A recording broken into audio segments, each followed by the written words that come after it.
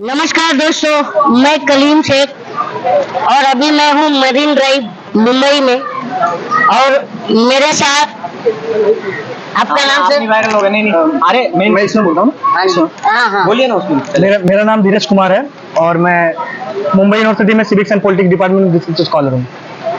ये political research scholar है धीरज भाई, तो इनसे हम पॉलिटिकल चर्चा करेंगे। तो धीरज भाई, सिनेमा भी रिलेटेड है, आप सिनेमा रिलेटेड भी करेंगे। फिलहाल अभी पॉलिटिक्स पे करते हैं। तो सर, आपका स्वागत है। Thank you so much. आपने अपने YouTube चैनल पे मुझे बुलाया है, इसके लिए मैं बहुत आभारी हूँ आपका। और सर, ये हम जानना चाहेंगे पॉलिटिकल, मैंने मुद्दा उठाई है दिल्ली से। अच्छा शिक्षा, स्वास्थ्य, रोजगार और महिला सुरक्षा गारंटी, जी, जो कि पटल पर कहीं दिख नहीं रही है, सरकार दावे करती है। तो आपका इस पर क्या मतलब विचार है सर?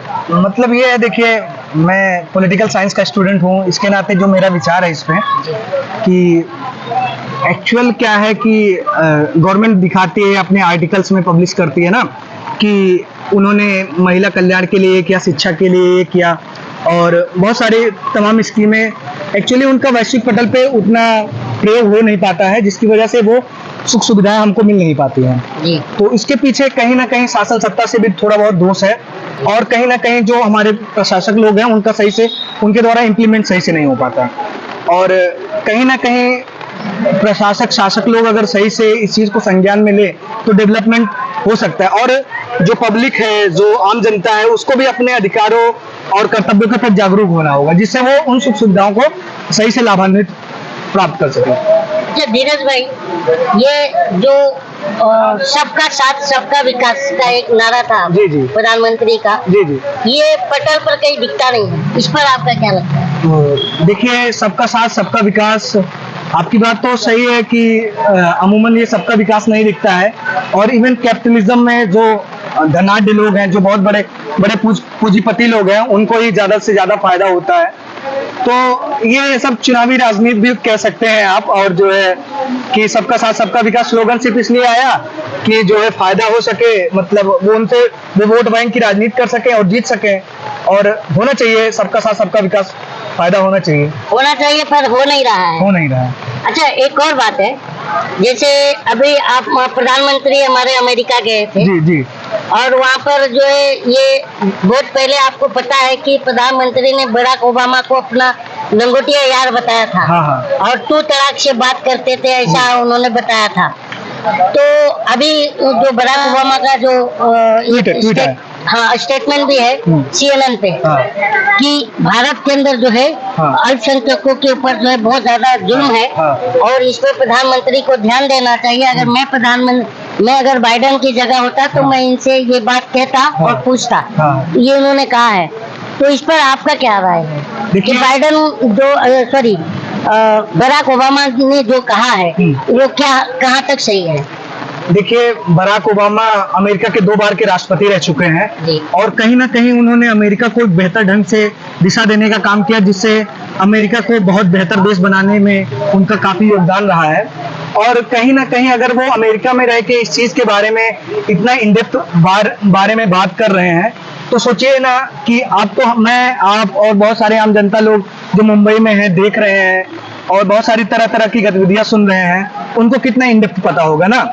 तो सबसे बड़ी बात जो है कि वाकई में आप बिना किसी लाग लपेट की जो सीधी सीधी बात है, भारत में वास्तव में अल्पसंख्यकों को जिस तरीके से निशाना बनाया जा रहा है, दरअसल ये ह्यूमैनिटी या मानवता के खिलाफ है, और निशाना ना बना करके सारे कास्ट क्रीड कम्युनिटी का भला करना किसी भी गवर्नमेंट का उद्देश्य होना चाहिए। देखिए, धीरज भाई ने एक बात कही, वो बात जो माइनॉरिटी पे जो अत्याचार, तो कहीं ना कहीं ये लगता है, क्योंकि अभी उत्तराखंड के उत्तरकाशी में भी पलायन करवाया गया था, जो कि एक लव जिहाद का मुद्दा बनाया गया था, जबकि वो एक क्राइम था, वो लव जिहाद नहीं था। इस पर आप क्या कहेंगे सर? थोड़ा मैं इस पे, मतलब ये है कि एक्चुअल में क्या है कि जो आज का जमाना है, जो 21st सेंचुरी का जमाना है, इस पे हमको प्रोग्रेस की बात करनी चाहिए, ना कि किसी के साथ डिस्क्रिमिनेशन करना चाहिए, क्योंकि दुनिया बहुत आगे निकल चुकी है ना, कि हम दूसरों में कमी देखेंगे तो कितना बेहतर कर पाएंगे। हमको आगे चल के विकसित राष्ट्र भी बनना है, तो इसलिए हमारा मूल कर्तव्य या हमारा जो काम है वो किसी की बेहतरी के लिए होना चाहिए। सर एक और बात, जनसंख्या बहुत हमारे यहाँ पर ज्यादा हो गई वर्ल्ड में, जी जी। और जनसंख्या पर अगर बात किया जाए हाँ तो एक तबका है हाँ। जिसे अंधभक्त कहते हैं। अच्छा। उनका मानना है कि सबसे ज्यादा जनसंख्या माइनॉरिटी ने, अल्पसंख्यकों ने बढ़ाया है। हाँ। इस पर आपका क्या राय है? देखिए, मेरी 23 साल की उम्र है और मैंने बहुत सारे परिवारों को देखा है, मैं बहुत जगहों से पढ़ के निकला हूँ और अभी आज मुंबई यूनिवर्सिटी में पढ़ रहा हूँ।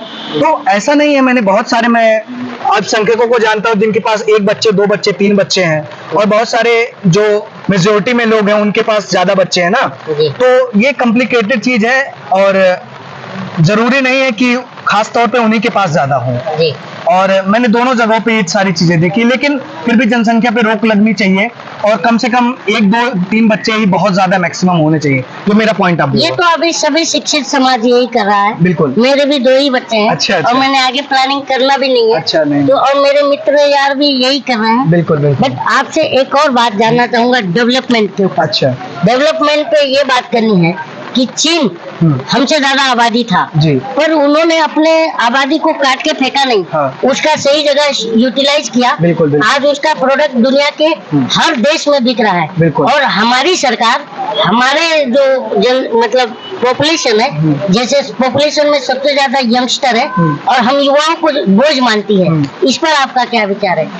देखिए, सबसे पहली बात कि हम सारी पॉलिसीज के लिए पर्टिकुलर गवर्नमेंट को दोष दे दें, ये दरअसल सही नहीं है।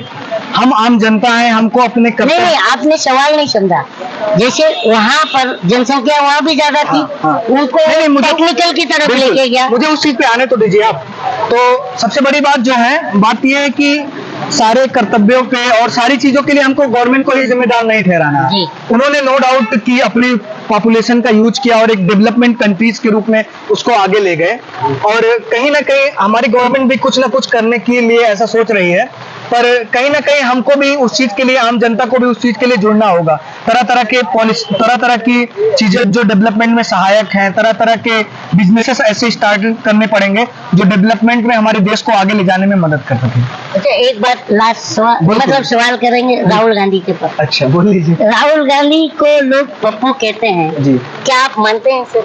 नहीं सर, मैंने उनके बहुत स्पीचेस सुने हैं, उनका इंटेलेक्चुअलिटी का लेवल देखा है मैंने, और मैं तो पर्टिकुलर मैं पॉलिटिकल साइंस का स्टूडेंट होने के नाते मैं ऐसा नहीं मानता। और उन्होंने बहुत सारे ऐसे काम किए हैं जो वाकई में डेवलपमेंट के लिए या फिर ह्यूमैनिटी के लिए बेस्ट है। If you going to compare between Rahul Gandhi and Narendra Modi ji, तो आप दोनों में किसको मतलब ज्यादा ये इंटेलेक्चुअल जो आपने बात कही वो देखते हो?